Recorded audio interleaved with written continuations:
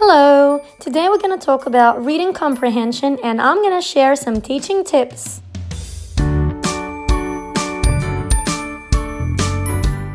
These tips will guarantee that all students will be involved, engaged, and these tips are super easy.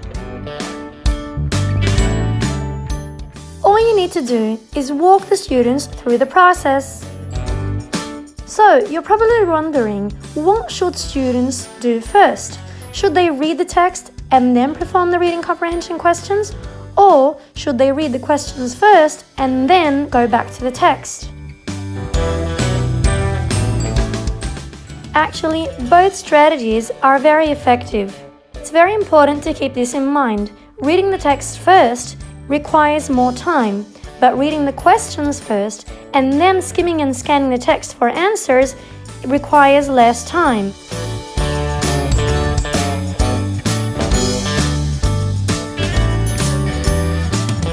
My advice is, practice both strategies with your learners and allow your students to see what works better for them. As teachers, we clearly understand that students need to become active and independent learners when approaching a reading comprehension text. So, are you ready to go over some practical tips that I use to make reading comprehension lessons more fun and motivating?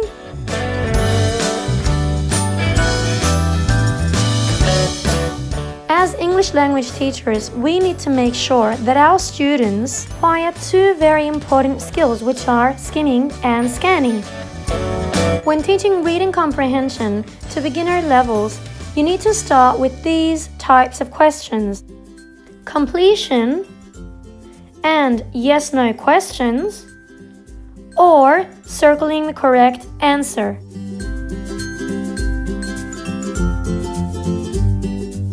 Starting with these types of questions helps learners acquire the skill of skimming and the skill of scanning a text. Let's consider some examples. This is a reading comprehension text for 3rd or 4th grade learners who learn English as a second or a foreign language. To build your students' reading comprehension skills, start by asking questions that start with circle the correct answer.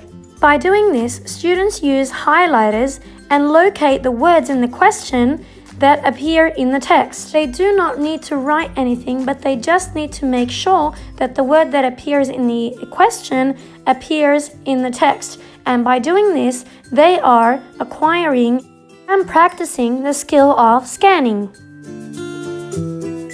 Another very effective way of teaching reading comprehension to young learners is by asking completion questions. This is an advanced level where students are required to complete missing information, but again, they are practicing their scanning skills.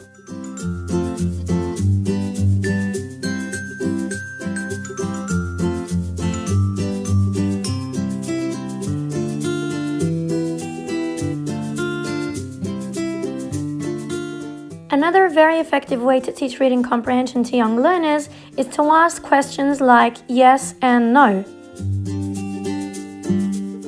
Once more, students are practicing their scanning skills and they need to go back to the text and check if this information they have in the sentence is correct or not. It's extremely important to highlight that using highlighters or colorful colors to locate words is very beneficial. Another thing I do every time I teach reading comprehension is I make sure I have flashcards for the instructions on the board in front of the students, and these flashcards include visuals that help students understand what certain instruction requires them to do. You can download all the flashcards you see in this video by clicking on the link right below this YouTube video. In the second part of this video, I'm going to share some strategies for teaching WH questions and reading comprehension texts for both beginner and advanced levels. Before approaching a reading comprehension text and answering certain questions, it doesn't harm if you go over WH questions with your learners and you remind them or have them remind themselves what each WH question requires them to look for what kind of information. I usually hang all the flashcards on the board because it is really important that all students have access to the meanings of these WH questions, and with these symbols of pictures, they are able to locate certain information they are looking for. I'm going to share some strategies I use with beginner levels, but keep in mind that these same strategies work very effectively with advanced and intermediate levels as well. My strategy is that students go first to the reading comprehension questions and then go back to the text, because I find this method time-consuming and it helps students locate certain information more effectively. If we consider the example right over here, what season is it? And we go first to the question and ask students to answer these following questions. What is the meaning of what? What information are we looking for? And what are the important words in this question? By walking our students through these steps that are very basic and simple, we are achieving our goals by having them become independent and active learners.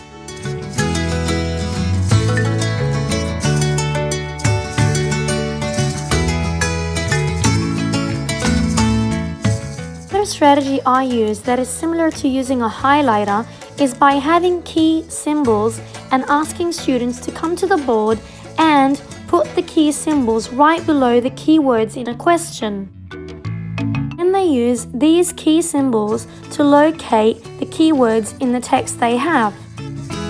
So this is a teaching example that I'm going to share with you. Okay, Karima, can you read the question, please? Yes. When does Hope read a book? When? So the answer needs to be a time, a month, a year, or a day. Can you show me where the keywords are? Yeah. When and Hope and read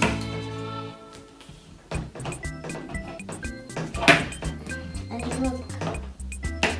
Okay, let's look at the text. Can you find these words in the text? Yeah. Hope reads a book on Tuesday. Excellent, well done. Can you put the symbol below the word Tuesday?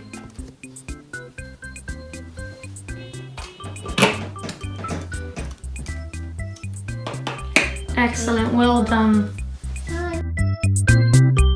And don't forget that motivation is the most important aspect of every lesson. Try to be creative and have a lot of competitions, challenges when teaching reading comprehension texts. I like the idea of having students work in groups, and what I do is I ask them in groups to locate the keywords in a question and then find these keywords within a text, and I do it by using a game called Bingo. You could instruct your learners to perform one question at a time or a set of questions, and when they finish all the questions they are required to perform, they say the word bingo.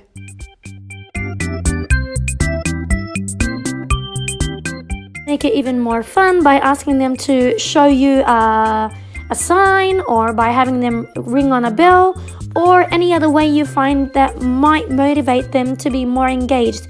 And not only are they engaged, but they are working faster. And this is the skill you want them to really acquire when it comes to practicing reading comprehension. Something else I do when I teach reading comprehension is in groups I ask learners to perform certain tasks, and I have a time limit that they are required to finish all the questions they have before the time ends, and I have some music playing in the background. Sometimes teachers get a little bit worried about classroom management issues when doing group work activities, but if you want to try this out, you could do it with one question at a time and with a timer and some music in the background, and this helps you monitor more effectively what is going on and keeping pace of how effectively students are performing a certain task.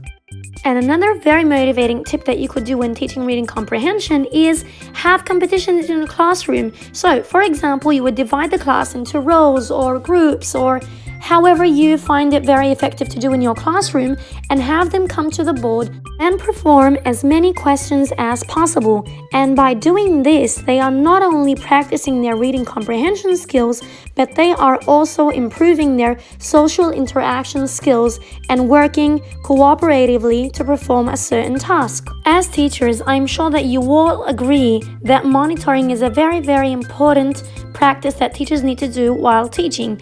And while monitoring, if you note that some students are facing difficulty while performing a certain task, then it's a very nice way to engage all learners to be active agents of change and have students become teachers and explain how they found or located certain information in the text, because out of experience, I find it fascinating how learners learn from each other. They do it much better and learn much better from each other when they work cooperatively and explain to each other certain difficulties. One last thing, don't forget to praise and compliment your students all the time. Go over some key strategies when they are performing certain reading comprehension tasks and highlight the importance of using this or that strategy while performing a reading comprehension task. In addition to giving praise and complimenting your learners when they do perform a certain task very, very successfully, I sometimes give out certificates and rewards, and I believe that doing this is very, very important for motivation, and especially when you have a certain group that did perform a certain task in a very, very, very effective and successful way. I hope that your next reading comprehension lesson is going to be an awesome lesson. And remember that your students will love reading comprehension tasks when they are provided with key strategies and techniques of how to perform a reading comprehension task. You can download all the certificates and key symbols and flashcards by clicking on the link right below this YouTube video. Thank you for watching, and I really hope that you find these tips very effective and useful to use in your classes.